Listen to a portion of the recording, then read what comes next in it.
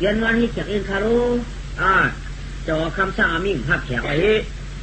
หักแขกว่าหักก่อนเปียงค้าที่ขึ้นมือก้อยขลายหักก่อนเปียงค้าที่ขึ้นมือก้อยเขาจะบอกคำช่างอามิ่งไว้อย่าไปหักแขกไม่ได้อย่าไปหักตั้งในตั้งนาคารุน่าจะขับขึ้นมือก้อยคำทำได้หักพระอยู่หือน้าได้เนี่ยจะบอกคำว่าอย่าหักแขกมันดีขึ้นมากก้อยว่าหักไปยังวันไหนก็อย่าบ้ากับตัวน้าล่ะข่าวนั้นทันอยู่ได้อยู่แล้วหลานอยู่ประนาชีปีกี้เขาต้นละทีละป่าผู้หันนาไม่ได้รู้จอข้าบังหักแขกว่าไม่หักค่ะข้าได้ขึ้นมือก้อยเขาเลยผู้หักได้หรือล่ะผู้หักได้ได้ป้าของป้ามอยกับข้าผมมากเขาอย่าไปหักแขกอะไรที่นั่นเขาข้าเขาในเจ็บมีปลาเขาเลยหักค่ะพวกนี้หักก็ขึ้นมาเลยจำได้ไหมปฏิกิริยามาเหรออยู่ที่กินวานข้างนอกอยู่ที่กินวานหนอเนอะเนี่ยป้าก็อยู่ที่ข้างนอกอยู่ดิวเมื่อการหลานเอาตีนว่าไหนขึ้นดูเจ้าเต้เคยนอนขึ้นสองขึ้นเขากินเจี๊ยบหนาเขาได้ด่าเริ่มได้เบี้ยป้าบ้าได้เมื่อพูดให้จะได้การเทมเจ้ากาข้าเจ้าการเจ้าก็กาข้าป้อมกาเจ้าในมันไล่หลานใครมันเป็นเรื่องขนาดนั้นมันเมียนมือหน้าปิดเจ้ามาดีจุงตีลุงดินชนบอกกับมือพวกนั้นเพราะว่าตีลุงดินชนบอกในปืนเดียนมันเจียดที่ปืนมันขูดมัดตุ้ยก่อนว่าเป็นคนใจบอกอาชาชาวปลายมาชีวิต12คืนเดิมมาเพื่อเราตายป้อมปลายก็เดี๋ยวเฮ็ดอันขนาดเฮ็ดอันคนไปคนเท่าไอ้หลวนก็พวกคนเท่าที่เขาได้กล่อมเอาตายเงาปลายกับกี่นังเดี๋ยวทำหลวนก็เน่าข้ามติดลูกดินทุนมาแล้วเราได้ไก่เจ้าน่ะกาผัวก็ปลุงก็เนี่ยป้าก็ใครไก่เจ้าอะไรไม่เจอค่ะตอนนั้นใครนอนขึ้นได้ขละบุกกี่ลุงอามันค่ะลุงอามันจมขามันจะก่อนน้อยขากินข้าวจริงสังนอนนะแม่ลึกมาจากอินมันจะข้าวก็ไหม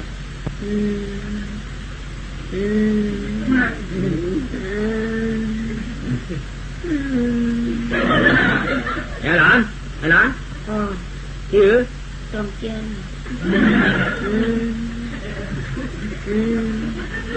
ฮัลโหลรู้อันนั้นเนี่ยไอ้หลานท่าต้มแกงหน่อยทุกยาทางยาชัวจำยาเจอเขามาเลยว่ากับยายุยามาปั่นจะกินหนึ่งแกงเดี๋ยววันที่แค่หนาต้องกินน้ำหนาช้ำบุกหักต้องเจ้าข้าทำรักเราถันมีเฉยชั่วพวกนี้ก็หักคมออกมาเป็นถันมีหลานเขาในญาโลกาอยู่ไหนเสียเงาใครอับญาโลกาใครนี่เนื้อแหวนปึ่มหนักเมื่อขามาเมื่อกระเด้งญาเจ้าค่ะมันก็ตื้อกู้เพียได้ป้าถูกออกมามันกล่าวว่านั่งปูนค่ะว่าอับญาโลกาค่ะเป็นตัวมันกำเดียวฮะตัวมันค่ะพอโลกาผีแกอย่าแค้นค่ะพอโลกาโกนเนี่ยพวกมันขึ้นมาแค้นค่ะมันกล่าวว่าข้าหวังพุ่นค่ะว่าไก่ตุ๊กโกเวป้าทงเลยค่ะโลกาผีแกพอลุงก็ย่ำยาวเปลี่ยนได้โลกาโกนหลานเนี่ยมาเต็มหูนะก็มันมาที่หือแค้นค่ะโลกาโกนคารนขยะในยาโลกาเลยว่ายีนังก้อนหายยีนังก้อนแค่ขุนนอนยังมันเห็นมันดอกตามันตาเต็มไรกว่ามันตาเต็มไรกว่านั้นมันหมดขึ้นหนาดูมันแค่นั้นก็เดี๋ยวว่ามันเปลี่ยนจากมันเปิดตัวหน้าหัวคำนั่นน่ะมือเรียงมาสมุนสมังกันได้จะไก่ละหลานตายไง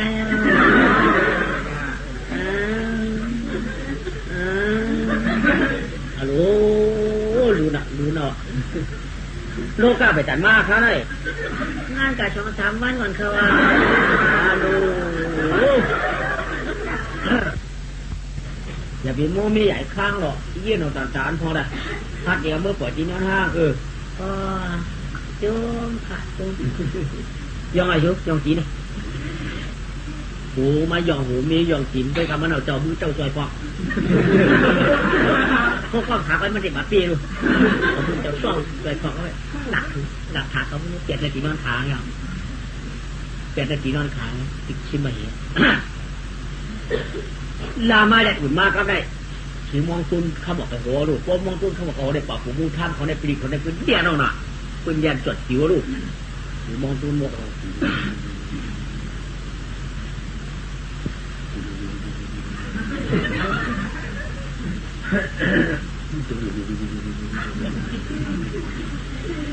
เสียงปวดผมมูท่ามเขาได้ปลีเขาเดียนจริงๆเลย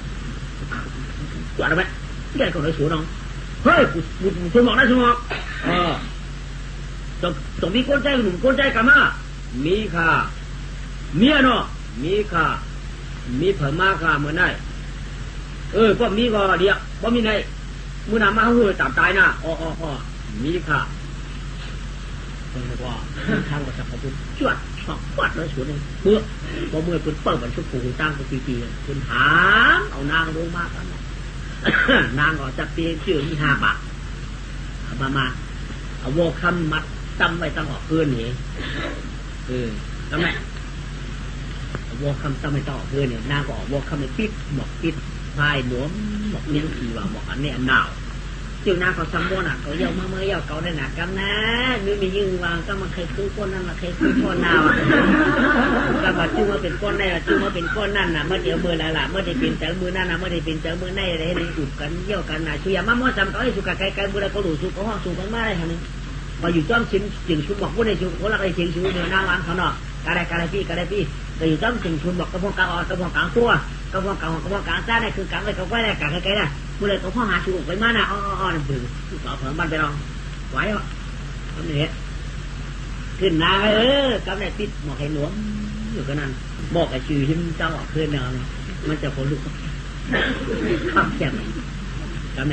มาปากลูกค้า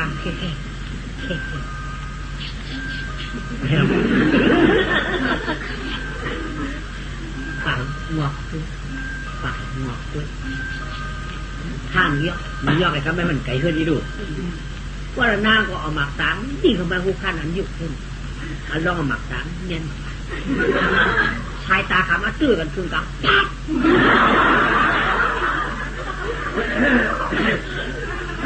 เอาดูบุกกำลังชื่อเท่ากันได้ครับมองแคบมาเกินไหนผ้าไอ้ดาดดูไอ้ปันหนึ่งกับมือดูอย่างนั้นมันรู้มันจุกเนาะอยากเป็นจุกแรงหรือเปล่าว่าอันโว้ย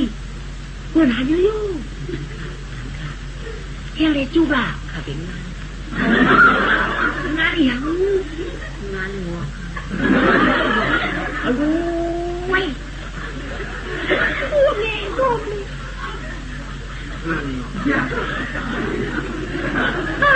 คือเด็กอีโอนวัน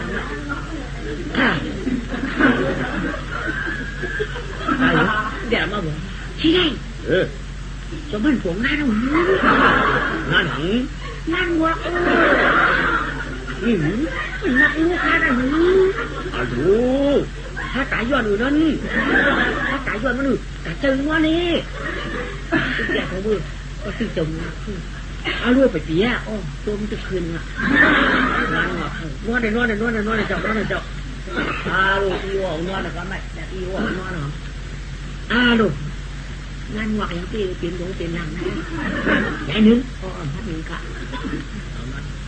จำได้หรอนางได้เลยหันนะลูกหายตาตัวหน้าตัวหน้าหันกับจับกระหม่อนข้างลีดาวข้างนี้เกียร์เองนี่วะกับพลังมาได้มีคนตัวไหนนี่เนาะตัวกาหันหน้าอิดกันในข้างลีดาวนั่นผู้หันตั้งตัวตั้งกิ้งที่เป็นเอฟเฟยนแต่นี่ไม่ได้มีเพื่อนตัวท่าผู้ชมบอกนะชมบอกนอต่างนอเจ้านางเขาค่ะชื่อแรกกว่าเจ้าตามชื่อคือนั่น น้ำตะลินตั้งน้ำรถก็ค้ำฉุมไม่ได้ตัวตีมือกับมือกินน้ำจะหน้าขึ้นมาเนี่ยขาวมั้ยชื่อเป็นเงาเงาหน้าก็ขึ้นมาทีเดียวก็ขึ้นมามันนั่งก็โจตันคือบักตาตัวจอกตัวจิ๋มมันทั้งกินนะก็นั่นคือมีหลายก้อนแน่ป่ะเนาะเจ้านางเอาขามีฮักคือ2ก้อไปก่อนพอลุงเอาขามีแขกเนาะ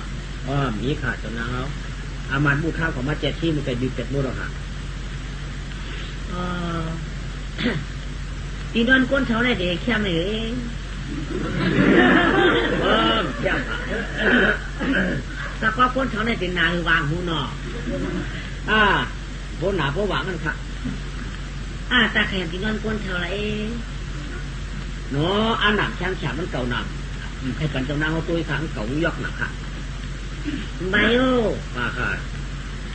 ะที่นั่นก้นเท้าในเพราะว่ามันยกหนักเพียงไปไล่มันคือก็มือตัวเองค่ะเอาลูกต่อปั่นค่ะเจ้านางต่อปั่นค่ะเอาลูกตัวยาเอาลูกต่อปั่นค่ะต่อปั่นค่ะนายอยู่พาคำว่าน่ะนะคะนายอยู่พาคำว่าไหนต่อปั่นนะฮะมาใส่เรือกับมือตัวเองค่ะเอาลูกต่อปั่นเจ้านางเขาขยับต่อปั่นขยับนางก่อมต่อปากดำลายกิ่วพากับตาแคนนะก้นเท้าอยู่พาได้บีบด้วยนางเขาเบื่อนางปั่นเขาไปมุดปากตัวบ้านไหนมาปากผักกลางตัวเหมือนเงยน้ำทวนเอาหน่อยก็ในอันรองยิ้มว่าเนนางเจ๊นางคือมันหนังเปลี่ยนผ่านน้องผักกลางคือเขาก็ฉันมุดลูกเปลี่ยนผ่านฉันชินเที่ยวขาได้คือว่าคือมิจฉาเป็นผ่านเห็นไหมทันทีในเจ้าขาเนี่ยคือว่าคือมิจฉาเป็นพันอาโลแว่นหูขาเจ้านางเจ้านางอีดูเจ้าฮะช่องถอยกำขาละอินเขาทาวันตายในพวกเห็นไหนคือก็เลยมาล่ะมันลูกมาต่างปีค่ะมันมาหาสังก่อเอาขาดำผูกกันละมาเดี๋ยวคำว่าเขาขาก็กับมันมาจะเชื่อโยกะมันใจค่ะเลยมันยาโรก้าเหรอวะโรก้าในป้อม3 วัน3 แค่เหรอวะเที่ยงคืนเปลี่ยนเป็นโรก้าหรอมาจากป่าโรก้าคุ้นเขารู้มันจะโรก้าผีกันโรก้าคุ้นก็คุ้นขึ้นมากับมันแค่ฮะเนี่ยเจ้านางอย่าปีนตกมือทำเหมือนทำค่ะกาออกมาเนี่ยชุ่มเจ็ดชี้ด้วยเป็นลูกเขาอยู่ก็แล้วอยู่วันนั้นเมื่อเราขึ้นหมดเจ็ดชี้มันจะเชี่ยค่ะเต็มมันนอนกำกันมันเอาเจ้าผุดจ้องแก้นกับมันเหมือนแค่เดิมจำคือค่ะกระหวกออกมาเลยกระหวกออกมาเลยจ้าหรือคือก็เลยเจ็ดชี้ด้วยลูกอยู่ก็แล้วทุกคนได้แค่ไหนนี่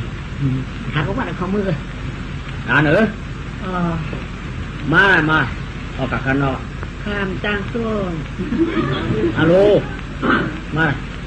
มาพ่อมันเฮากันอย่าไปยิบขานี่จะไปพอลุงยิบขาสังกุพิกามีชู้เปล่าพอเปล่ายิบขาสังกุพิกามีชู้ลุงเอาโกพิษค่ะอย่ายิบขาเมื่อคำว่าเอามาอย่างพิษมือว่าเนี่ยไปตั้งตายค่ะลูกไปตั้งตายค่ะลูกพอจะเอากลับมันได้แต่พิษค่ะอะไรค่ะเอาเขาได้เอาออกอะไรมันไม่ได้ใครเนี่ยหมอกมาค่ะเจ้านางเหรอเฮียเนี่ยหมอกมาจำพอออกมามันออกมาได้ครับวะกูพิษกับมีชู้ครับวะก็นายเอาวัวของกูพิษกับมีชู้ครับพวกข้าเอากูพิษกับมีชู้นายครับวะมันติดออกมาได้ใครอ่ะที่หลับว่านั้นออกมาใจอยู่ค่ะเจ้านางมือ7 ชีได้เนื้อหื่นค่ะละนางปัดเลยอยู่แล้วครับพี่อยู่แล้วก็จังลาตึกน้อยไหนเปียนางค่ะพี่เปียนางก็จังลาตึกน้อยไหนจังลูกอีกค่ะจังลูกพวกเอาลูกเจ๊จังให้โยปีจังพวกนั่งเอาลูกเจ๊จังก็มีจะมีผูได้จังที่นั่งจังมือลูกมาเอาลูกนั่งนี่ลูกออกการนอกแค่ได้ปีอุกันเนื้อแน่นบ่สั่งก่อน ตื่นไปจะออกกาลูกตั้งลูกนังไว้ด้วยดังเด็ดจะออกกลางที่อยู่สลับจังลูกชุบลูกแช่มนั่งมาข่าวเปียวชุบก่อนนั่งหอบชุบไปปล่อยชุบไปออกมาขนาดตีจังยาชุบจังดูจำจังยังอยู่ขนาดที่พอบอกว่ากาเลยปีเขารู้ปีความนั่งหอบปีปีก็ปีหอบนั่งออกกับก็สักปี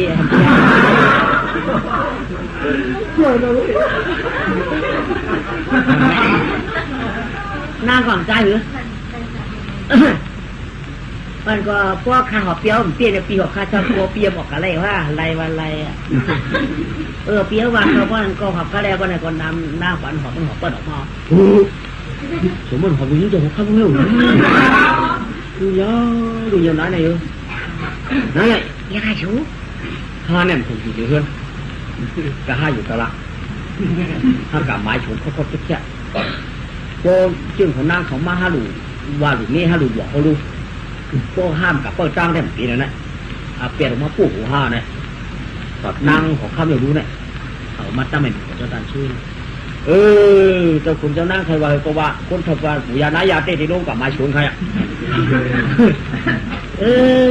ตาลชอบยาหนาไปกับพวกเปิดมาลัดกันอินดัดปารินหนาตาหานหนอตาหัวหน่อยลงฝังหากเขาจุ่มชูเต้นกับโอจิเปิดขาสองก้องก็ขยันขายดีก็พูดกันก็เฮอะไรยินเสียงง่วงกันก็เฮอะไรยินปัดมาสิบกันงวงยาวอีกเชี่ยหัวใจพาไปเอาก็ได้เอาชิมว่าถึงง่วงขาได้โม่นวงข้าเด็กเขาอยู่นั่นในจันก้อนอะไรก็ครับเปียวอยู่แล้วค่ะพี่อยู่มือปรณาสีปีที่อยู่นะเปียวกากละลูกเหล่ามากค่ะเปียวเอาปีเนี่ยกว่าใครปัวเปียวเป็นลูกเธอค่ะเป็นลูกเจ้าฝึกงานอย่างปีฮิเดเจ้าฝึกงานอย่างไรมือบุญมืออยู่โดยเมียเปียวเขาขลาก็เพื่อเจ้าฝึกงานอย่างนั้นไม่อยู่ชุนบอกเขาเลยชวนคุยชวนอ้อยเขาเลยเมียวกัดกินจับได้เอาจับต้องป้าตัวเกิดเป็นปีมานางชื่อเปียวว่าค่ะคัตติก้าสัมภาระวะนางคือนางลูกนางปิดแจ้มาดีชวนนางก็การนางทางดีทางละวันตาหน้าน้องเจ้าหลวงปู่รู้สู่ตันหลายก้อยมีค่ะปักเจ้าจองเขาไม่ได้ขึ้นมือปีชื่อเป็นชูมาชุ่มสีเหลืองไว้เอาปีข้ามด้านตัวเขาก็เอาคานะปีในรู้สำหรับตัวกันแล้วสมเอาวันนั้นเพราะว่าปีความคายของเนี่ยในอยู่ค้าปีปีนะคะเพราะว่าปีความคาเนี่ยจมชื่อใครไปกะอย่าไปเห็นนั้นนะพวกอะไรกันที่เขาได้ปัญญาชื่อปันคาเดปีปันคาเดนไปกับพวกอะไรกันแต่เมื่อรับโปสวยลองเห็นนะเรื่องใจเย็นเลยนะก็คณะอยู่วิ่งคาเดถวยก็กับเคยเอาเจ้าจ้างฝึกกว่าในหน้าเพราะเอาเจ้าจ้างฝึกเนี่ยมันถูกปีก็ยาวมันถูกนางเพิ่มนี้เจ้าฝึกพระมึงคงกลางมีปีก็เดี๋ยวไว้เอาใช่ไหมที่ไหนดีข้าหน่อยดีอย่างนึงโอ้วันที่อยากแทดหน้าแทดนะน้องอย่าแดนหนอหน้าเมื่อวันเตะแดนข้ามแดนข้าเนี่ยฮะโอ้กันทำไมเดียวกันสิอันหาเข้าไปในเทศเป็นหมันการเทศเป็นเช่นใจจะโหคำเด็ดย่อก็ไม่คำว่าติดตัวมาอันน้องเนี่ยปลอกเขาตีนอนกว่าขึ้นเองเรื่องกันนางของโบมันว่ากาจีจีมันดีมือดีมือไม่เอานางก็ขึ้นเรียนตรงกลางมากับพ่อของไม่สมมติเขาบ้องสุเรียนไก่แท้ตัวนั้นมาหนาด้วยเขาข้างห้องด้วยแล้วบ้องสุเรียนไก่มาอยู่ในโวคัมเนี่ยหาปัดมือเนี่ยโวคัมมาไม่นอนมือเดียวมาบัดถังปวกไว้หรอ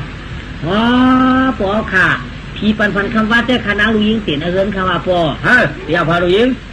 เอาเจ้าจ้างเผือกเขาว่าที่ลูกตั้งเหลือมาโมเขามีจ้างเผือกเอามันเขาว่าปันดีโจรหยาได้เขารู้ปอเขาว่าที่เอาลูกยิงเขาละใครดูเผือกมาละเขามีจ้างเผือกก่อนเป็นสังอะไรก็ไม่กำฟองก็ยั่วเมาเอาถุงย่างยืดจ้างยั่วมันมานั้นซ้ำมันว่าเผือกเชียงผลที่จะเป็นกรรมก็ให้พ้นน้ำไม่ย่ำก็ให้ฝึกพระเจ้าทุกทัวหลอกขู่ตัวเปียกมาขึ้นอะไรกันได้มาลองแล้ว3 วัน 7 วันกว่าเรามาซาวสองข้อหาปวของน่ะกำไรมาอยู่ถึงอาจารย์ในตื่นเปล่าเก่าปอภาคกรรมเตจีจูหลวงเปลี่ยนเจ้านี่ก็แล้วพอเขามาหาลูกเอกกรรมขาเนี่ย เอาไม่เอาไม่หมักกานั่นเฮ็ดหมอยาเขาเตียกมาหนีงามๆพวกก็มีแต่โกเมื่อกะหากันนั่นคือเมื่อกะตุกปวดอีพวกกันนั่นไอ้กำขาหมักกาเจ้าเกจูเลยก็ทำไงก็เราหยอดหมักกาปืนปัดสามหยอดไปในตาหมอยาเขาเตียกปืนมังจอมกันได้ก็หมักเขาปาดเตี้ยกันได้กว่ากำมือตุกภาพสติอูเขาบ่ได้ไหมอันมือตุกภาพสติอูเขานอนมุ่นสติอูเขามีมุ่นโอ้เขาหันมาเนี่ยเปิดพี่เปิดปังเขาเนี่ยเปิดพี่เปิดปังเขาเนี่ยมันจะมาติดฐานตัวก็ไหมมาติดฐานตัวโอ้ไอ้เจ้าว่าเขามืออยู่เนื้อชุนหมอกเนื้อชุนกุยชุนอ้อยเนื้อมือโค้งกลางเนื้อมือกวนนั่นเนื้อมือปราณาสีปีกี้มือย่านนั่นกวนมาปีกว้างสิเปียเดียวมือเดียวเนี่ยไอ้เจ้าว่ามียิ่งชอบขึ้นกับกินจับน้ำอยู่กันนั่นแหละไอ้เจ้าว่าสกปรกมีมาหลุดยาล่างกลางเตาก็อย่างมาเดี๋ยวมาเปิดในมึงจำปานาโกปีกี้ไว้ก็มาช่วยเนี่ยติดฐานด้วยไงใจยาก็ตีมือมามือถอดตีมือดูมือตัวคำไหนคำเดียวเลยต้องจะคัดเดี๋ยวจูจ้าดักกันดึงน้องตะเปียกับมือขวาไอ้เขาเขามือขึ้นไหนเขามือจำปานาโกพุ่นกับมือไว้มาวันไหนเลยย่างหงย่างห่างมาไว้มาเผาก็ชื่อชนหมอกกันไหนมาเผาก็ชื่อชนหมอกไอ้มาอย่างผู้ครับนายชนบอกให้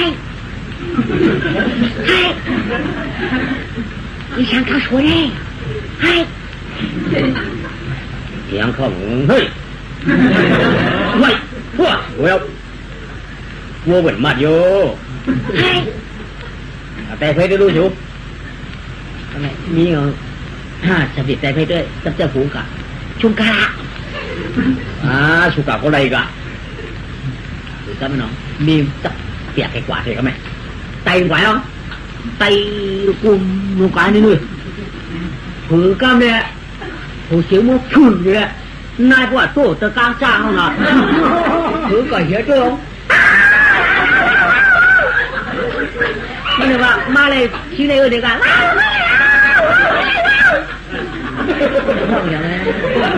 ยังยังไง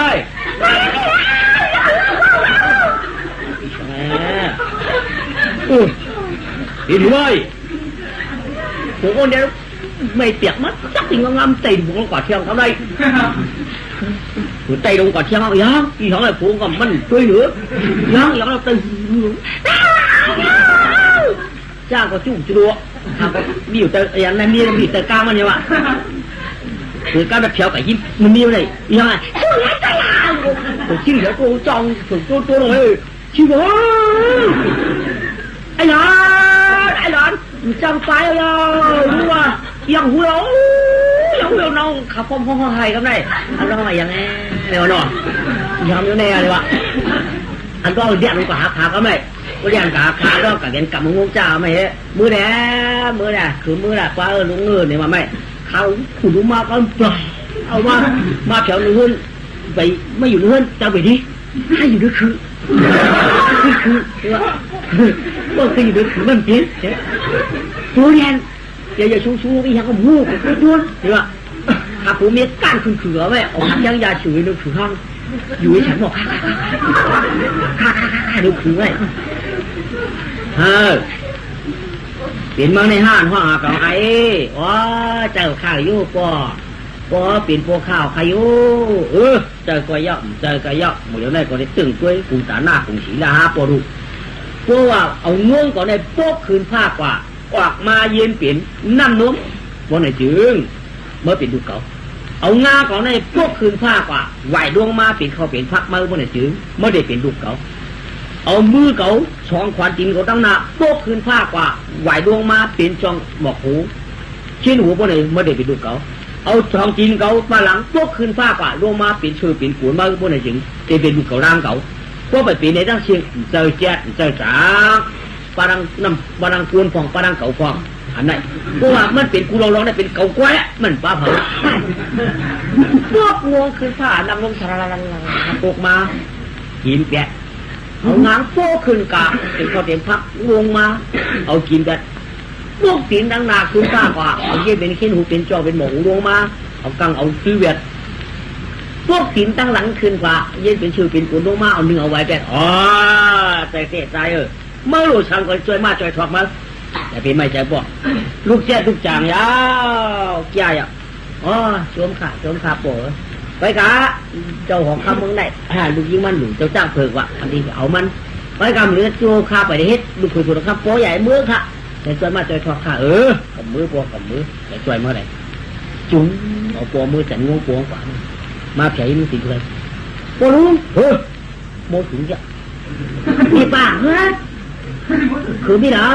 นี่นะคือเรื่องนี้คือโอ้เนี่ยยังหูฝนตัวนี่แหละฮัลโหลข้าได้เป็นเจ้าจ้างผืนหลวงเป็นข้าได้เป็นเจ้าจ้างผืนหลวงมารู้อันเมเปล่ากาทุกเจริญตื่นนั่นมาได้มาหลอมตัวได้กำได้มีอยู่กันในข้าเด่นมาได้ตัวที่ไหนตัวเดียวจุดพวกนี้ดิล่ะจุดลุงตั้งเหรอช่วงตั้งเหรอใหญ่ลุงเจ้าของโลกินฉันลงมาขากันบ่ปูหับปลาตัวมามีหยิบเนี่ยปูนี่อย่างรู้ก็รอลุงนี่ล่ะโอ้ปูก็เลยว่าอยู่ชุ้งก็ลงมาขาคิวบางเตือนอะไรเจ้าจ้าถึงวันยาเกะตั้งยาเกะเมื่อปูเมื่อชอบเราจะบอกขั้นแวะนั่นแหละมั้ยปัดมือเดียวมาว่าเมียปลาปูรุ่งเขาเมื่อสกจครับเจ้าเจ้าฝึกเขียวเพื่อนเขาคำว่าในหน้าปัดมาสกจครับมองว้าเจ้าเจ้าฝึกกันมานั่นอันเจ้าหน้าเขาอะไรนั่นเขียวเพื่อนเขาคาคำว่าค่ะอ้อเขียวเยอะฮะ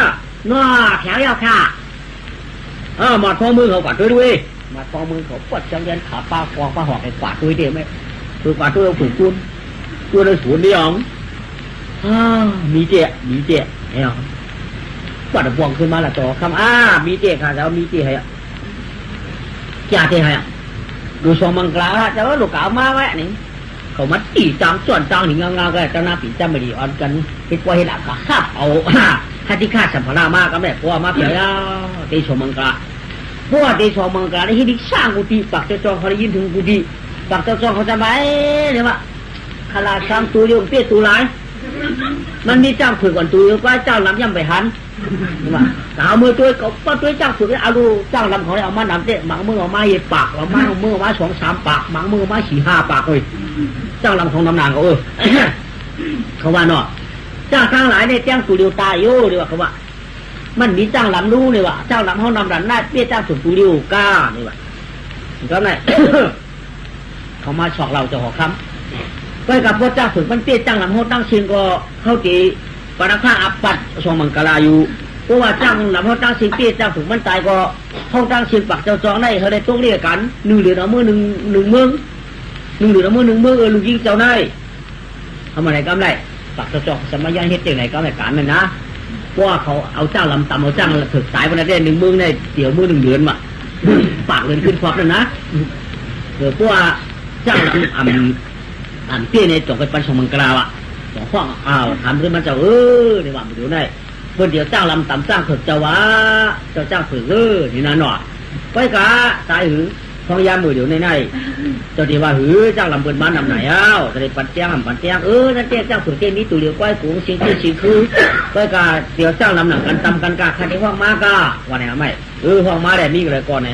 จงชาไอ้มีเงินปักตัวจองจ้างลำกันตำกันการจ้างฝึกไว้ให้ก่อนมาไหนก็ไม่ก็ไม่มีจ้างฝึกหนังกันมาตำเป็นช้างตูต่อตูกับเนี้ยเขาตูชิดตูมาต้องตัวตูในกล่องเป็นช้างเขาซ้ำมีตูก็ไม่เขาว่าตัวจ้างลำมันมีหมวกไอ้กระหือเลยก็แต่จะห้องน่ะไม่โป๊ห้องกับเป็นจ้างลำห้องมาเชียวเนี่ยโป๊ปองคอว่าปลัว